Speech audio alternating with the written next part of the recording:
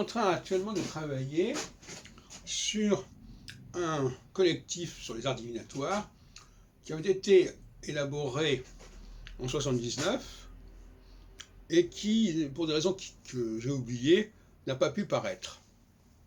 Et j'ai retrouvé les archives de ce volume, en partie en tout cas, avec des gens tout à fait intéressants, comme Pierre Eckel, Baël, Dominique Deville, Richard Waldstein, Daniel Giraud, André Petitbon, etc. Bon, tout ça, ça va être mis en ligne probablement sur Scribd dans la semaine prochaine. Mais je me suis interrogé sur la question des arts divinatoires et qu'est-ce que ça signifiait pour moi. Et pour l'instant, je dois reconnaître que je n'ai pas encore trouvé la réponse. Est-ce que mon intérêt était purement historique, histoire du tarot, retrouver les structures d'un certain nombre de dispositifs divinatoires, comme le Yiking, comme la géomancie, ou bien est-ce que j'ai trouvé un intérêt au niveau de la pratique des arts divinatoires. Alors, par ailleurs, j'ai fait beaucoup d'interviews de voyants.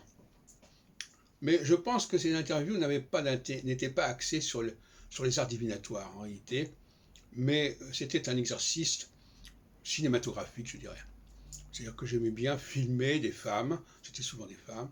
J'aime bien filmer les gens en train de parler. Je les fais parler, bien sûr, mais il y a plutôt une esthétique quelque part. Alors, en ce qui concerne, par ailleurs, je travaillais sur Nostradamus. Bon, j'ai démontré d'ailleurs que je ne suis pas du tout convaincu des capacités prophétiques de Nostradamus, disons-le clairement. J'ai contribué à l'élaboration d'un mode de tirage du tarot qui s'appelle le tarot séphirotique. J'ai publié un article en 1978 dans l'Autre Monde, la revue de Roger Fall aussi, où j'avais isolé 10 arcanes majeurs. Vous pourrez retrouver l'analyse dans les mathématiques divinatoires. Alors, ce qui me paraît intéressant, et je resterai sur ce point, c'est cette capacité d'isolement. C'est-à-dire cette espèce d'instinct que j'ai de me dire sur un ensemble, quel est le cœur, quel est le centre de cet ensemble? Quelle est la partie la plus opérationnelle de l'ensemble? Certaines personnes vont prendre les 22 arcanes majeures en vrac. Moi, je dis non, il y a un centre du système autour de 10 arcanes majeures, je ne vais pas vous les répéter, mais enfin, il y a notamment toutes les arcanes dont le total faisait 22. 13 plus 9, 14 plus 8, 15 plus 7, etc. Et bon, j'avais proposé tout simplement que les gens donnent un chiffre et que le chiffre détermine l'arcane, qui serait la réponse. Alors, est-ce que je pensais vraiment que ça pouvait fonctionner sur le plan pratique? C'est une question que je me pose, j'en suis pas certain. Mais de la même façon, en astrologie, est-ce que l'astrologie est un art divinatoire?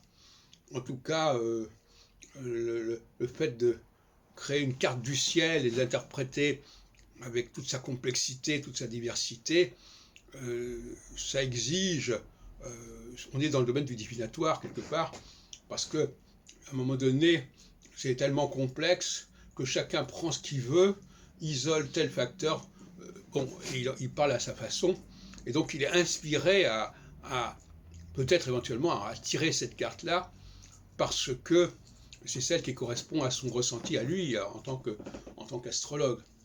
C'est un vaste sujet. Donc, je continue dans cette direction. Il y a effectivement la question de la médiumnité. Est-ce que par les arts divinatoires, les esprits communiquent avec nous? Est-ce que nous pouvons recevoir des messages en passant par des médiums, notamment dans les réunions spirites, etc., comme on va à la poste recevoir un message? C'est une question qui se pose. C'est des questions que je côtoie depuis 50 ans. Qu'est-ce qu'il y a d'autre côté, dans l'autre monde, dans l'au-delà? Est-ce que ces êtres qui sont dans l'au-delà peuvent nous informer sur ce qui peut nous arriver, etc., peuvent nous donner des conseils? Voilà où on en est pour l'instant, mais on y reviendra.